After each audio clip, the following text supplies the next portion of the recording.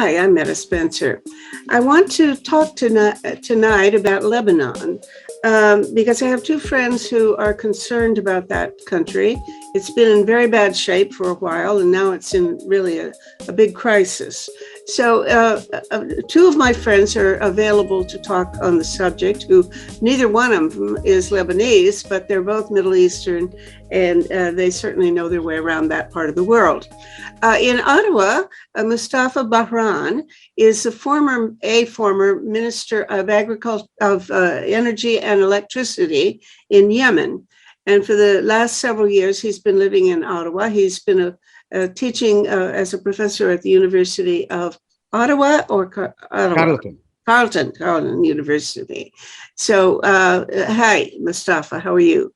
Hello, thank you. And in Sacramento, California, my very dear old friend, Ayad Alcazaz, whom I've known since, I think, was it 63 or 64 that we met, Ayad? 63. 63 in the library. We were both beginning graduate students.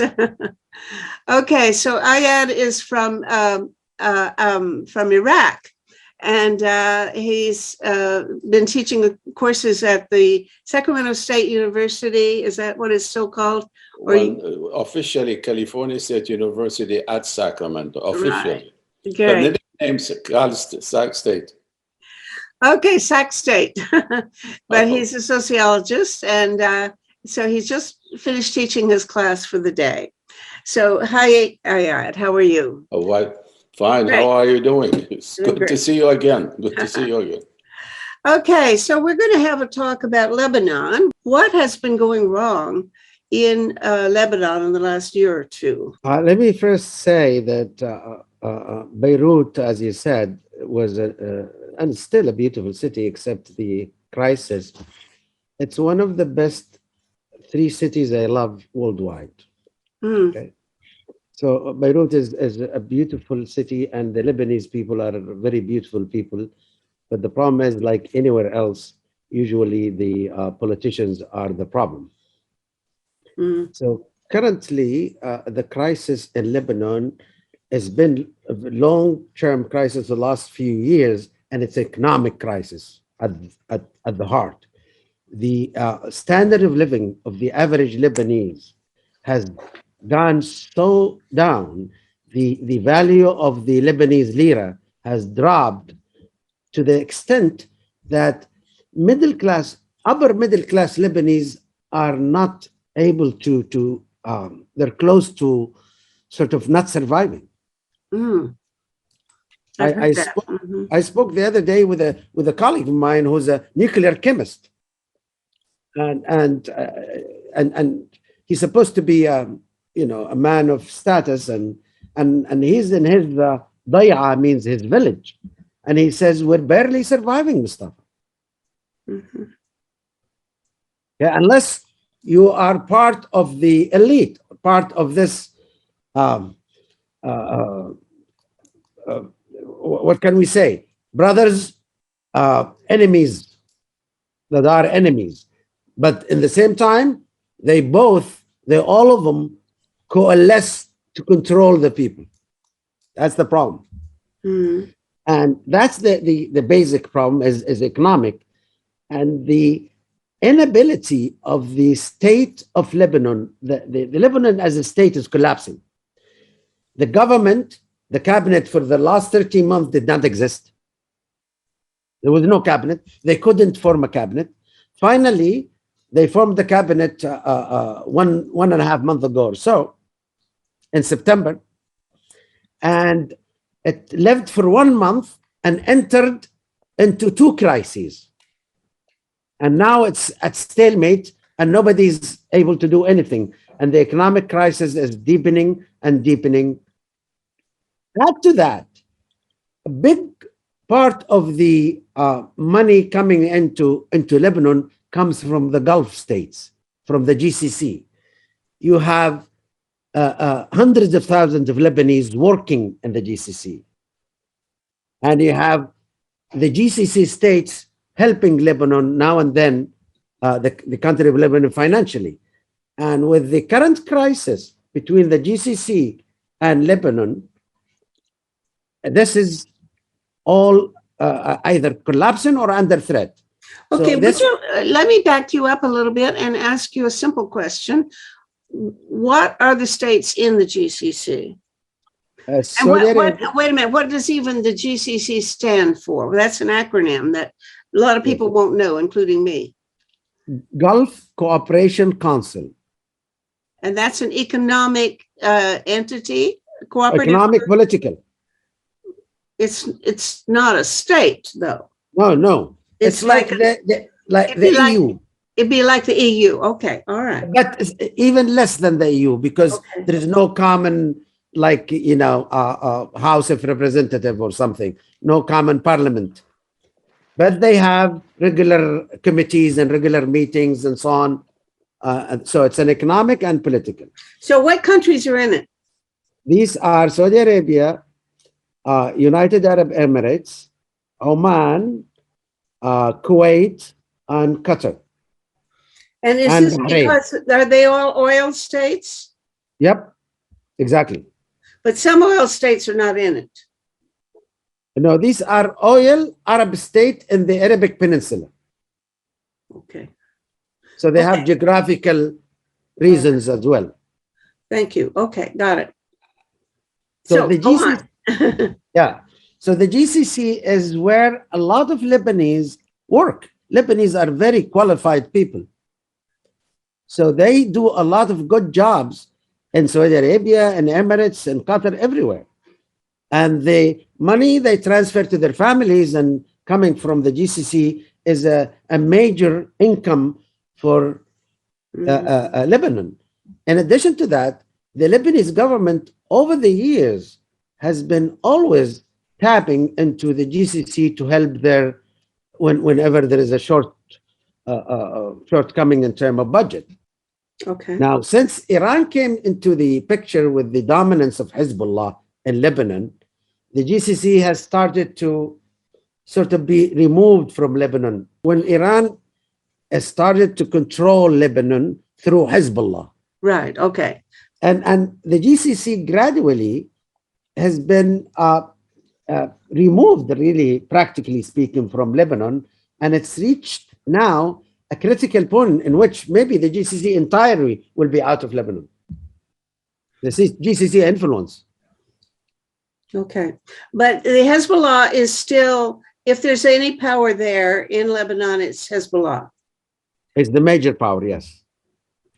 The significant one. Mm-hmm. Okay, now let's back up to a year or so ago when there was this huge explosion. That seems to have been what triggered this whole crisis, right? The explosion took place in August, the 4th of August, 2020. And it's funny. There was a large warehouse that contained a huge amount of ammonium nitrate. And ammonium nitrate is really an explosive material. It was stored for a number of years and the government knew about it and everybody knew about it nonetheless. And it was really a time bomb. That's the stuff they use for fertilizer, isn't it? Right. And, and it's the stuff that they blew up that building in Oklahoma with, right? You see? Yeah. And all of a sudden, it just the whole amount, and we're talking about unbelievable amount. It blew up the entire port, Beirut port was destroyed. Nothing was left in the port. And 218 people died, at least 7,000 people injured, and some 300,000 people were made homeless by the shockwave within the city. Their homes were destroyed or significantly damaged. And the total loss of property is estimated to be at least $15 billion. And who's responsible for that? The political elite. These governments that are so corrupt, They don't care. That's what I've heard, that the government of Lebanon was really awful, and the people have resented it and wanted to get rid of them. So is that what they've been trying to do ever since? Is to create a new government that's better, or what? The problem is any government has to be structured according to the power balance in Lebanon. And the power balance is in the hand of Hezbollah. Okay. All right. So Hezbollah dictates the shape of the government. Constitution of Lebanon is an agreement called Ta'if Agreement that was signed after the civil war in the 1970s. Mm-hmm. The Ta'if Agreement gave the Sunnis the prime minister office, the Shiite the speaker of the house, and the Christians the presidency. Ayad was telling me something like that today. Like it's all. Ayad, tell me more about how that works. See, for me, thank you, Mustafa, for your information and your analysis. For me, the whole history of Lebanon is nothing but a series of crises. This crisis, which Mustafa is talking about, is the last crisis Lebanon is really experiencing. You can talk about the civil war of 1975, you can talk about 1958, and you can talk about how the first president was elected, and on and on. But basically, the problem is not economical. The problem is rooted in the political system in Lebanon. And the political system was basically imposed on Lebanon by the colonial power. That's as simple as that. In 1920, Lebanon was under the French colonial power, and they decided to create the country of Lebanon and give a majority to the Christian, the Maronite Christian, not any Christian, but has to be Maronite. Because Lebanon in the 19th century, a small mountain area in Lebanon. But the French expanded the word Lebanon to include Beirut. Beirut was not part of Lebanon before 1920. Saida and Tyre in the south, they were not part of Lebanon. Tripoli was not part of Lebanon. The French decided to bring all of them together under the term Lebanon. They were the colonial power, and they did whatever they wanted to do. If you read the newspaper of 1920, the Beiruti, they did not want to be part of Lebanon. That's not the desire of the people. I don't get it. Well, there was no Lebanon. Lebanon was a small area in the mountain of Lebanon. It was Beirut, Tyre, Saida, and Tripoli was not part of Lebanon. But the French in 1920, in their own wisdom, their colonial wisdom, decided to create a new country called Lebanon. That's really as simple as that. And in 1932, they had the census data. And in 1932, they discovered that the Christian are somewhat a majority, about 55%, and the Muslim and the Druze about 45%. And in 1943, all of a sudden they have an informal agreement, and this they call it the National Pact, that the Lebanese leader decided in their own wisdom, at the request of the French, that from now on, the president of Lebanon must be a Christian Maronite, not Orthodox, not a Protestant, he must be a Maronite. And a Maronite, they are somewhat Catholic, they still follow the Pope. And they are the largest Christian community in Lebanon. They are also Orthodox and they are Protestant, etc. And then in 1943, they decided that the prime minister is going to be a Muslim Sunni. And the president of the parliament will be a Muslim Shia. And then the minister of defense, Druze, and the minister of foreign affairs will be a Christian Catholic. All the major jobs in the Lebanese government will be allocated on the basis of the sect which you belong to, not the country which you belong to, not your achievement, not your qualification, not your high degrees, nothing, which sect you belong to. So if you are not a Maronite, you cannot be a president of Lebanon. If you are not a Sunni Muslim, you cannot be prime minister, and on and on and on. And then Later on, there was a civil war in Lebanon. This formula was adjusted a little bit. In 1979, they call it the Ta'if Agreement. What did they do? They reduced a little bit the power of the president. And they gave more power to the prime minister and the president of the parliament. They said from now on, the three people will share the power in Lebanon. Not only the president, before the Ta'if Agreement, the president can do whatever he wants to do. He's the most powerful person in Lebanon. He can dismiss the parliament, he can dismiss the cabinet, he can do whatever he wants to do. But the Ta'if Agreement limited his power. He said, from now on, you share power. In the meantime, the population of Lebanon shifted. In 1932, the majority were Christian, 55, 45. But today, according to the CIA book, you go and read it all over, they will tell you the Muslim today is about 60%. And the Christian are 35%.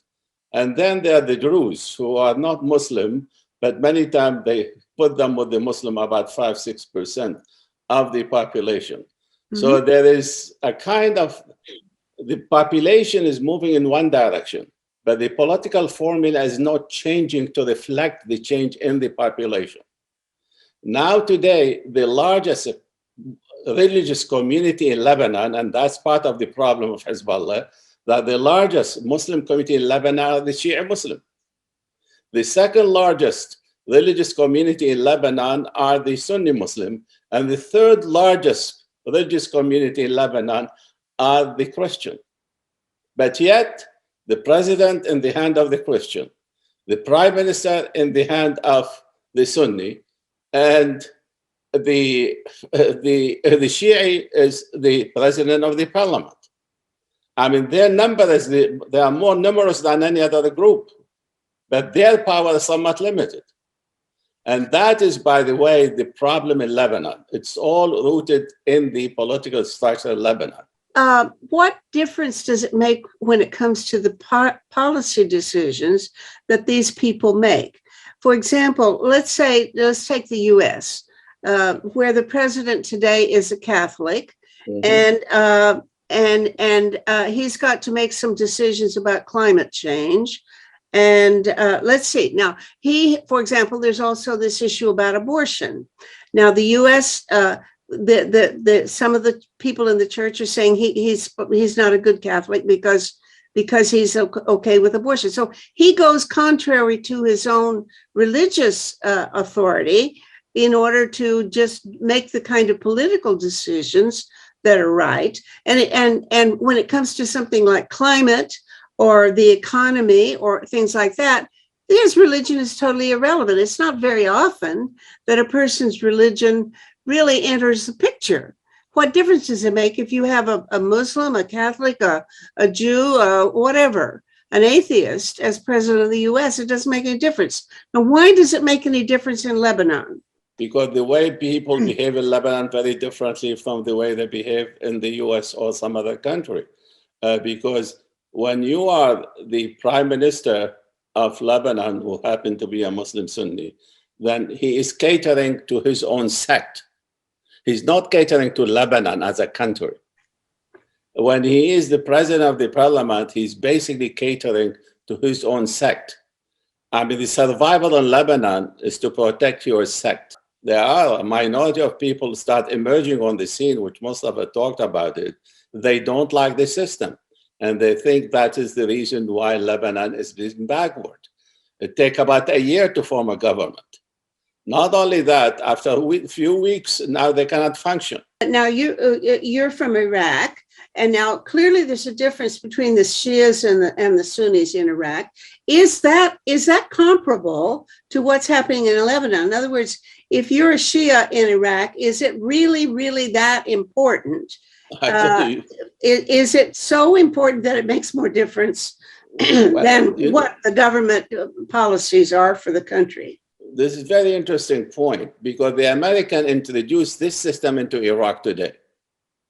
The American who brought Mr. No to write the Constitution of Iraq he basically took the Lebanese model and introduced it to Iraq. And the situation in Iraq is nothing but a reflection of what's going on in Lebanon too. Ouch. And that's really what is happening. There's a destruction in the institution of Iraqi government, whether education, whether health, whether the economy. Iraq is a wealthy country. It's not like Lebanon.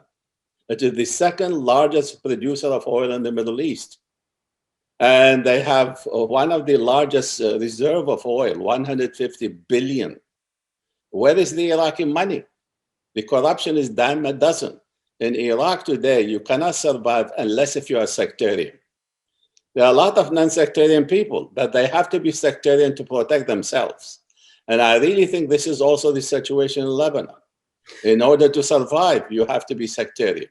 Okay, let's go to Yemen, because there's also this, this sectarian split in Yemen, isn't there, Mustafa? Let me first add to what's been said about Lebanon and Iraq by saying that if you compare it to the US or Europe, it's a democratic civil government, meaning one man, one vote. So sectarian doesn't play any role, sectarianism, or very minimal. While the constitution himself, not only the institution, the history of, let's say, the agreements, the laws, the constitution that has governed Lebanon is a sectarian. So the backbone of the Lebanese political system is sectarian.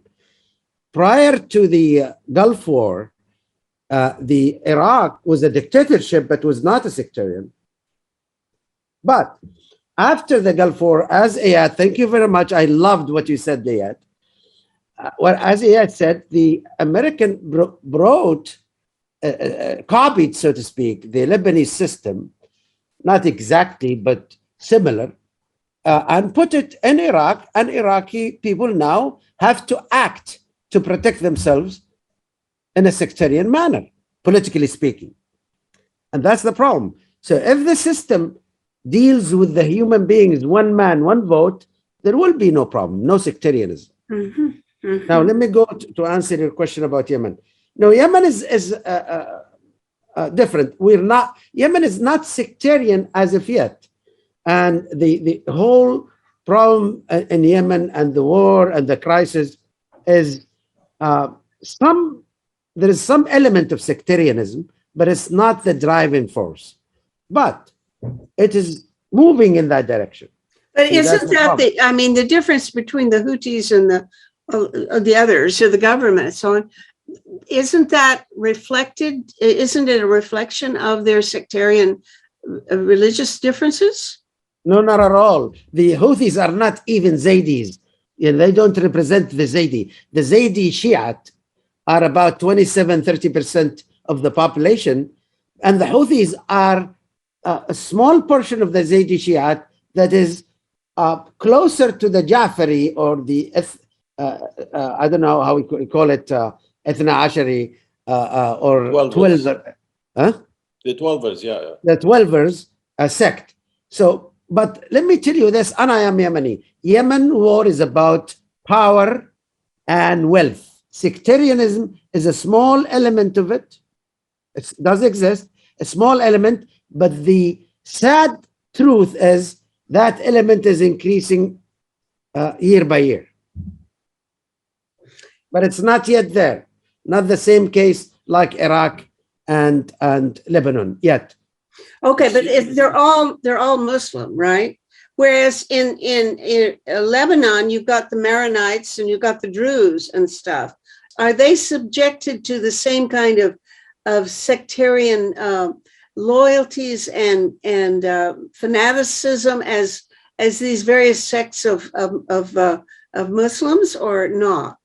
Let me make a couple of points, maybe one or two. And if you put me in the mood, we'll talk about more. The first one, before the colonial power, these differences were there. There were Muslim Shia, and there were Muslim Sunni, there were Druze, and there were Maronite. But more or less, they were living in peace. There are some differences, there are some conflict, which is always the case. In Iraq, before the invasion of the American invasion, I give you my example. I come from a Muslim family. My wife, you know her, she's a Christian. My two brothers got married to a Shia Muslim. My mother, I was told, she didn't tell me herself, that she's of a Kurdish origin. There was all sort of intermarriage. There's always of communication between them. But the colonial power, how do they survive? Divide and rule, divide and rule.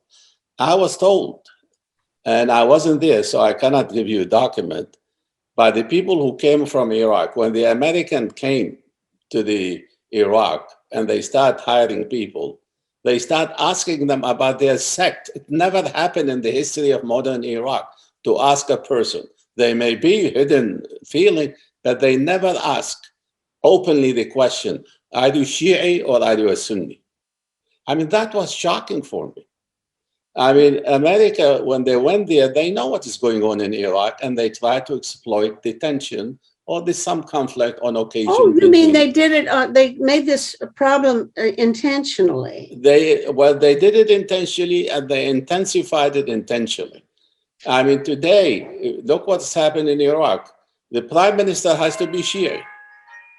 Somebody is knocking my door. I don't know. Shall I go and answer or not? Yeah, go ahead and yeah, I'm really sorry. That is I'm really Yes, sorry. let me carry that argument that Ayad was saying, that basically the people of Lebanon or Iraq or Yemen, all of these places that have sectarian divisions, they will act according to the rule of law, whatever the law is. If during Saddam Hussein in Iraq, a dictator, he was a civilian dictator, not military, but I mean a non-sectarian dictator. So during his time, nobody would ask you, what is your sect? Sorry about that delivery package. Yes, I was saying, Ayad, that the problem is an Iraqi citizen of any sect, or a Lebanese citizen, or a Yemeni citizen of any sect, if the law of the land does not differentiate between the sects and deals with human beings with an equal footing, the citizen will behave normally. They will behave without sectarian, and at least any sectarian feeling will be kept behind the veil or behind doors or in secret, and the society will function beautifully. But once sectarianism becomes the rule of the law, the rule of the land, sectarian becomes the book, the constitution, then what do? You hold to it to protect yourself. You see, I mean, the story was told that the father of the current prime minister of Lebanon, Saad al-Hariri, his father, met an Iraqi official in Jeddah, Saudi Arabia, around 2003, 2004. And he advised the Iraqi official, do not allow the Lebanese model to be introduced in Iraq. Once you introduce it, you will never be able to get rid of it. And he said, look what happened to us in Lebanon. Since the beginning of the establishment of the state of Lebanon, since the independence, that all what we talk about, whether the Maronite, this is Sunni, or this is Shia, this is the Druze, and all this business. Once you introduce the system, it's almost impossible. There is no national leader in Lebanon. There is sectarian leader in Lebanon. In Iraq, there is no national leader on the Iraqi level. There are sectarian leaders. You can count all of them, 1, 2, 3, 4, whether they're Kurdish, whether they're Shia, or they're Sunni, and all this business. It's gone the days when a person can be a prime minister regardless of his sect. These days are past. Whether it's going to come back again, I have some doubt. I'm very pessimistic about the situation in the short run. In the immediate run, that's a different story. Can I ask a historical question or a theory about history? That is, I don't know much about this, but as I understand it, the Ottoman Empire was based on something called a millet system, where you had different religious communities making their own laws. And they lived side by side, even in the same city, but they were subject to different laws. And that this sort of worked. Now, this is what I'm wondering, whether this sectarian tradition comes out of, is an outgrowth of this tradition of the Ottomans.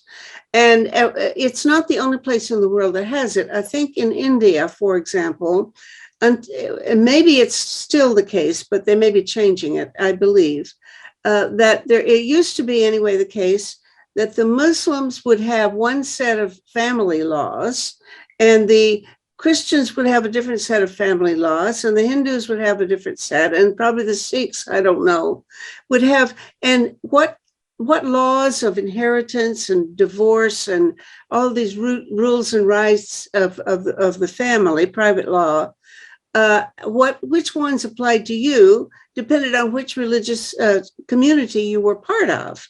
And then you were bound by those laws. Well, that didn't have an opinion about whether that worked or not, but I kind of thought it might work.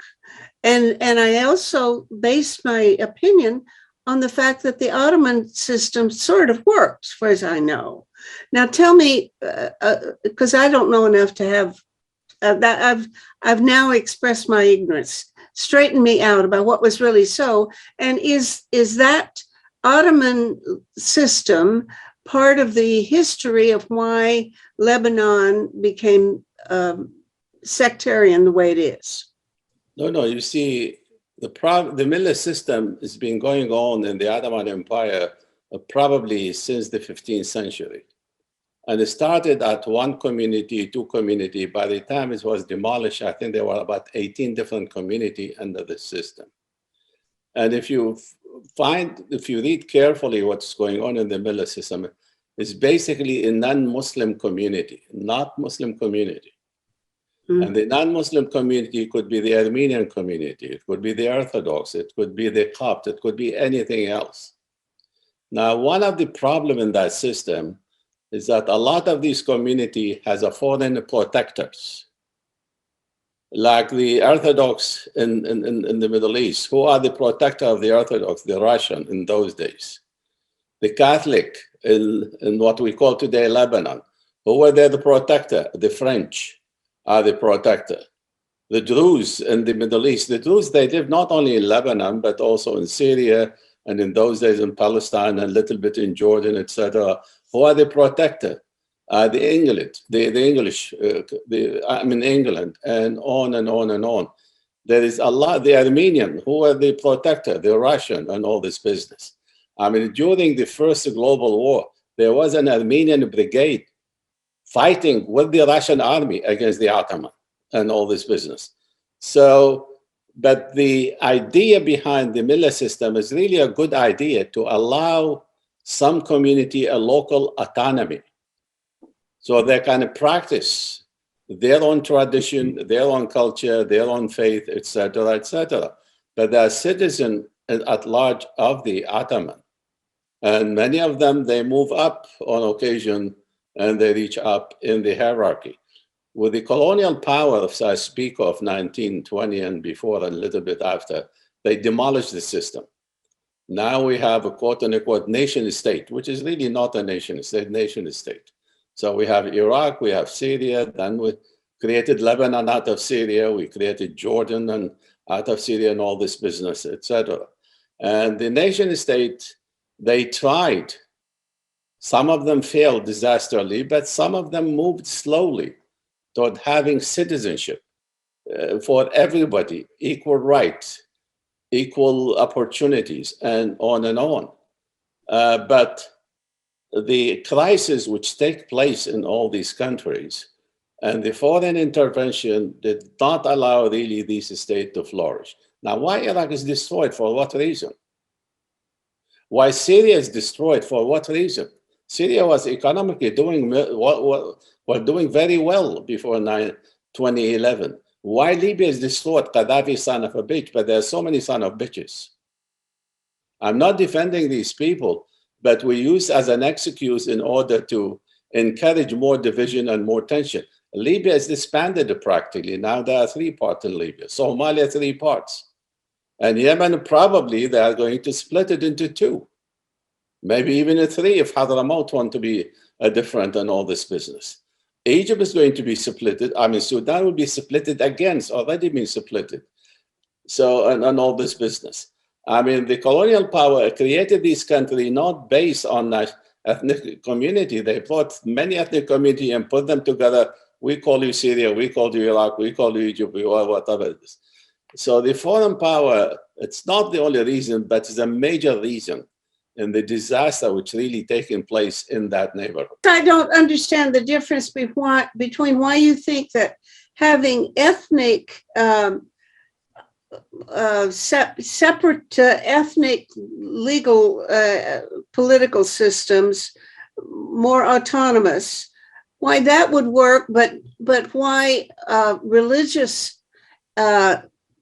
communities having sort of sovereignty or having some autonomy doesn't work. I mean, clearly you don't think that the sectarianism is a good thing, but why would it work that, say, Armenians should have their own laws, etc., as opposed to Maronites or something? Yeah, but the autonomy, not in the foreign relationship, not in the economy, is really, I mean, in the beginning, that Millah system is basically talk about marriage and family. Family law. And religion. And that's basically it. But anything else, like anybody else. Mm-hmm. To allow the Maronite, they have their marriage according to their own ritual, their own faith, etc., etc. The Armenian, whatever. The Druze in the beginning, they were not, but later on they become part of the Millah at the influence of the outsider, and on and on. I mean, autonomy, there are limits to autonomy. If you expand this autonomy, then it becomes something different. That's now, would the different millets have their own schools, for example, or would these kids all go to the same school? They can they have their own school, but also they can go to the public school too, whatever. But in those days, there was no school, by the way. I mean, illiteracy was a common phenomenon throughout but even in Europe and even in the US in the 18th, 19th century. It's only in the 20th century where literacy becoming a right for everybody, etc., etc. But by that time, the Millah system had disappeared when education became a human right and for everybody, etc., etc. But basically, as I said, it's related really to family and marriage and religion, and that's it. But anything else, like anybody else, like labor, employment, etc., like anybody else. But in the good old days, by the way, the nature of the state is different from today.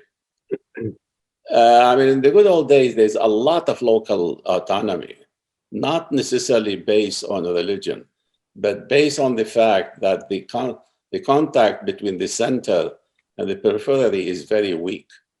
The communication is weak. There's no mass media. There's no telephone. There's nothing. So there's a lot of autonomy in those days. And by the time the decision of the center arrived to the periphery, probably a lot of them may happen. Mm-hmm. So the 20th century, because of the communication, is becoming a huge difference. The system is very different. The Millah system is basically a local, so to speak, a local family law, a recognition of certain rights of certain groups within the umbrella of the Ottoman as a political ruler. As opposed to the sectarian system in Lebanon, each sect is giving a piece of the pie of this umbrella. Mm-hmm. That it's not the same. The Millah is really a recognition of family rights and certain rights of local groups that are not Muslims. The solution to Lebanon's problem, and if I'm hearing your prediction, the solution to Iraq's problem, I add, is to change to get what do you call it? A secular government that is indifferent to people's religion, and have religion just be a private matter. And that sounds like a huge challenge to make that happen, right? You don't think it's in the cards. Well, you know, there are so many people who are dissatisfied with the government now in Lebanon. I mean, I hear about that most of the people are just irate about what a horrible government they have and how corrupt people are. That, well, if they're that angry, are they maybe going to think along the same lines that you do? Or what is public opinion about this let's say in Lebanon, or even for that matter in Iraq? I'm not optimistic in the short run, because you pointed out a very important point. There are a lot of people who have vested interest in the current arrangement, political arrangement, whether you talk about in the context of Lebanon or in the context of Iraq or Libya, probably in Yemen in the future, et cetera, et cetera. And these people are benefiting from the system in varieties of ways. As I said, Iraq is very wealthy. Where is the money of Iraq is gone? They are either abroad in United Arab Emirates or in England or somewhere else. And I'm not talking about a million or two. I'm talking about billions and billions and billions of people. Here is a country. All of a sudden now we are in debt for the World Bank and other financial institutions. And Iraqi oil is almost mortgaged for another 30 or 50 years in advance. Why? Well, because Iraq has no money and they have to borrow. And Why? Why? Why, if they're so rich, why do they have no money? Because all the money is being stolen. It's stashed away in a foreign bank or foreign property or. And that's the way it is. And we don't have a leader on a national level who can speak in terms of Iraqis or Arab in Iraq, or we have sectarian leaders who are benefiting from this system and they are resisting. There was an attempt, as you said at the beginning of the program, of killing the prime minister. And who is behind it? These are the people who are benefiting from the system and they don't want to have any change or something of this sort. Any change is going to hurt not one individual, but thousands of people who are benefiting from the system, and they will do whatever they can. I mean, Hezbollah right now, he's benefiting from the system and they are not going to change. And that's really as simple as that. So there is an emerging group, but this group is weak. I mean, in Lebanon and Iraq, they talk in terms of national interest. They talk about the good old days, and they talk about a future not based on sectarianism, but based on qualification, based on experiences, based on services, etc. But this group, from my perspective, of my reading of the situation, is not yet powerful. But whether it's going to be more powerful in the future, I really doubt it in the short run. I really doubt it, because the environment is not there. Mm-hmm. The environment is not there, whether it is domestic environment or the international environment. The international environment does not encourage really any serious development in this area. I mean, they're all benefiting from the chaos, the conflict, the tension, and all of this. And therefore, they talk, but they don't do anything. And that's the way it is. Look what happened in Afghanistan. We were there for 20 years, and now we're blaming the status of women in Afghanistan. I mean, that is, they've been only for a few months. What do you expect them to do? Miracles? Again, I'm not defending them, but that is the way it is. The narrative is written by the people in power, domestically or internationally.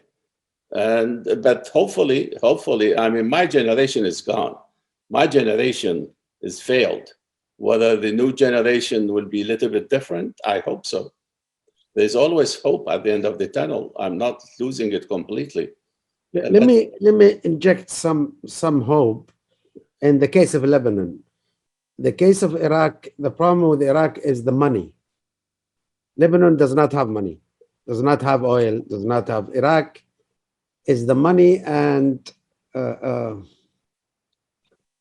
the the Lebanese the Lebanese people for the last since the end of the 70s, they have been more or less living uh, a reasonable standard of living compared to the region. It's one of the highest in the Middle East until recently. Right. And today, and I'm telling you based on a personal experience when I talk to my friends in Beirut and elsewhere, today, the people of Lebanon are really facing so much economic difficulties that I think, let's put Hezbollah aside. If Hezbollah didn't exist and its monopoly in power, I think the Lebanese people could cause a change. What offsets this, this prediction that the Lebanese people can make a change is the existence of Hezbollah's army and really weaponry, so to speak. And what makes me slightly optimistic, but I'm still pessimistic because of Hezbollah's existence. What makes me slightly optimistic is some parts of the Shiite young did go to the street.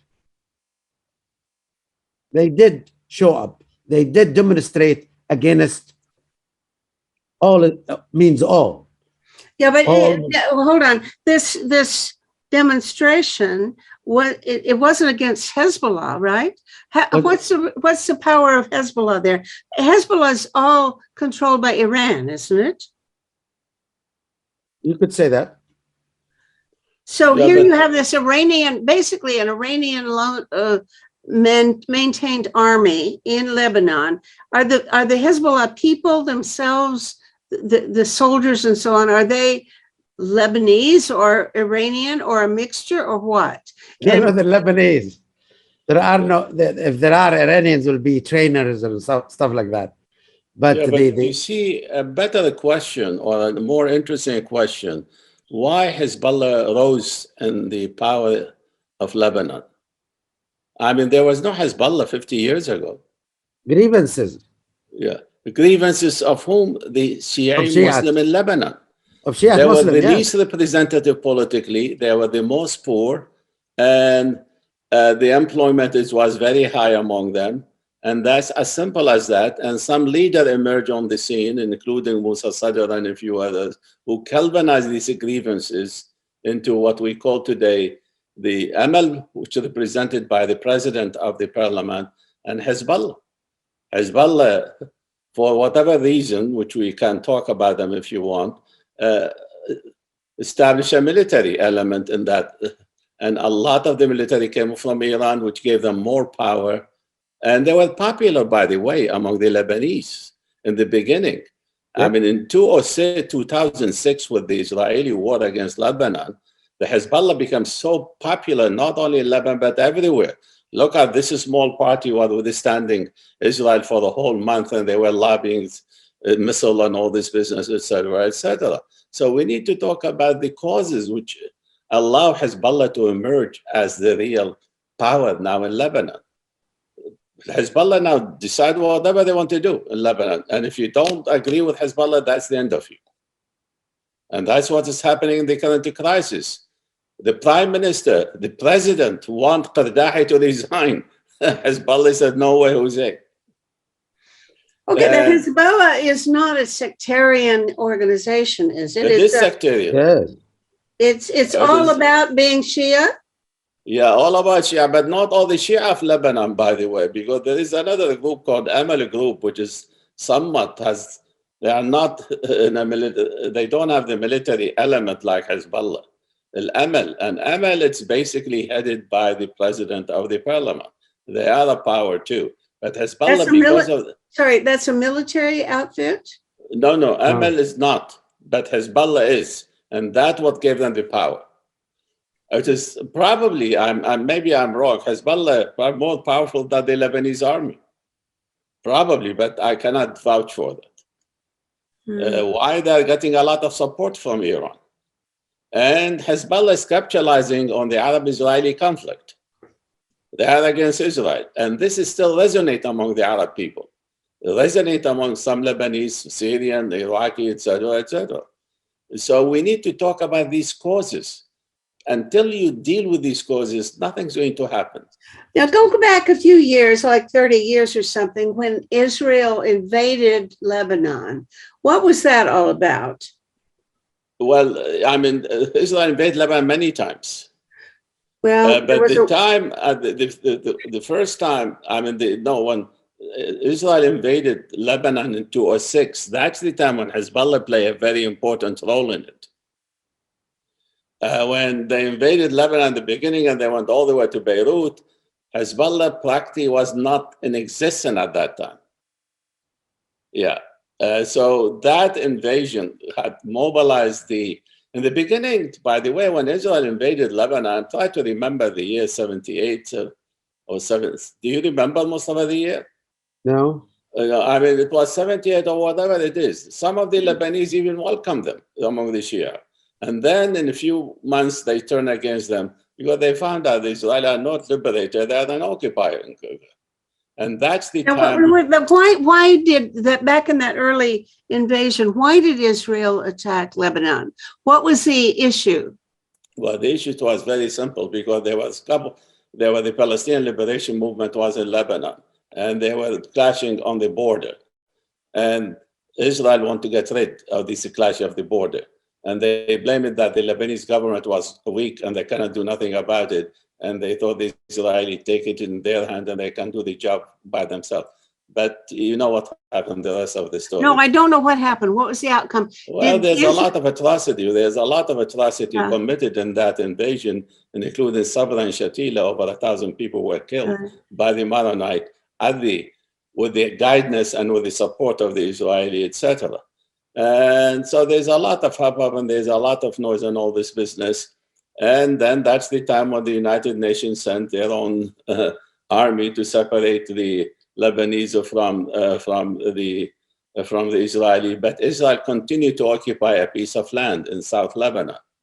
And that piece had created a lot of problem for Israel in those years because people continue to try to liberate that land.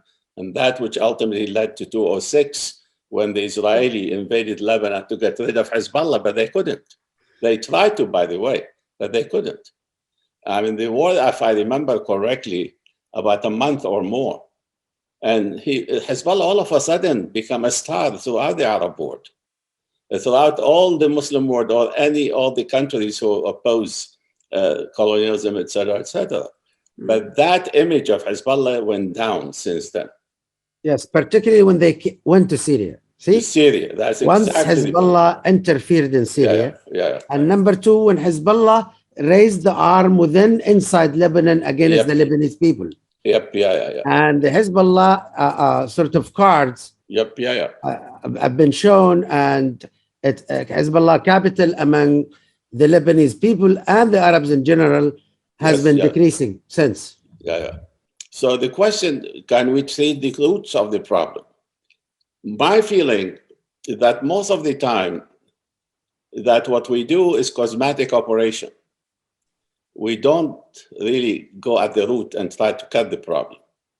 And that has happened not only in Lebanon, it happened in this country. When you talk about the homeless in this country, we don't really go at the root of the problem of homeless. What we do, cosmetic operation. Let's build a few houses here. Let's do a few things here. Let's allocate $6 million. What does $6 million will do for you? Not nothing. And I really think that's what's happening. The Kissinger policy is that as long as there is no big conflict, don't do anything about it. Let them kill each other and all this business. And that's the way it is. Okay, what would you do if you were you don't like this trivial cosmetic thing? You want to get to the root of the matter, and you're in charge. You're this, I don't know, Secretary General of the UN or something. That's not going to happen. All right, but let's give some advice anyway. Well, I mean, the first thing really is to promote the idea of being citizen of the country. Mhm. That is a slow process. This is not going to happen overnight. It will happen through education, it will happen through training, it happens through example, and on and on and on. We have to establish that concept. You are a citizen of Lebanon, not a citizen of the Shia Lebanese or the Druze Lebanese. The same thing in Iraq, the same thing everywhere. And that we need to promote that notion. And I don't think neither the system of education there nor the leaders are willing to go that direction. How to persuade the leader? I really have no idea. Well, take all these leaders and put them in jail? That is something Mhm. I don't think it will happen. Yeah. But I'm hoping that among the new generation, the one which Mustafa talked about, that in 2019, when people start talking about down with sectarianism, down with this, down with that, and this is what we need to promote. This is what we need to promote. And that's the Okay, hope. Mustafa, do you agree, or how would you solve the Yes, problem? yes, I do agree, and I for Lebanon in particular, and my hopes are high, not for the very short term. I'm talking about medium term. My hopes are high because Lebanon does not have a natural resource of wealth, and the Hezbollah political capital is continuous to decrease, Mhm. continuing to decrease. I think rapidly too, because of simple fact: if the average Lebanese citizen cannot find food on the table, Mhm. then things will get worse for Hezbollah, and that's my hope for the midterm and not the short term. Hopefully, Well, Just okay. to add one comment here, I mean, it's true, Lebanon doesn't have much resources, but they really have a beautiful country with a beautiful nature, a beautiful weather. It used to be called the Switzerland of the Middle East before the Civil War of 1975, 1990. that's my line when I started. That's exactly correct. And Lebanon used to be the center of tourism throughout the Middle East. And the American University in Beirut had graduated many stars in the Middle East, Yep. and including that Khalid, I forgot his name, the guy who negotiated the deal between the Taliban and the US government, Khalid something, I forgot his name. So Lebanon has very energetic people. Mhm. I mean, I swear to you, the first time I went to Lebanon, I think 1999. I was dreaming, and then I went to Lebanon about 3-4 times. And I read about the Civil War, which took place in 1975, 1990. And you cannot imagine how energetic these Lebanese people. You go there, a lot of building going on, a lot of construction, a lot of company, the hotels, great hotels. So what I'm trying to say, they have there are a lot of energy in them, and that were capable to transform the devastation of Lebanon during that civil war into a new country. Wow. But if they are given the opportunity, if they are given the environment, they will do that again. Mhm. And the Lebanese, by and large, they speak 2 languages or 3. They speak Arabic, French, or English. Now, English is becoming more and more common among the Lebanese than before, but I can guarantee you, all of them, they speak Arabic in addition to French. Mhm. This is so interesting, and I thank you both. I've got to end it here, but I'd love to keep going for another couple of hours. This is fascinating. Well, we'll do it some other time, inshallah. Thank you both. Okay. Nice Thank you. meeting you, Thank you Ayad. for the opportunity. Thank you, Bye. Mustafa. I'm glad I met you, and I hope we'll meet you again.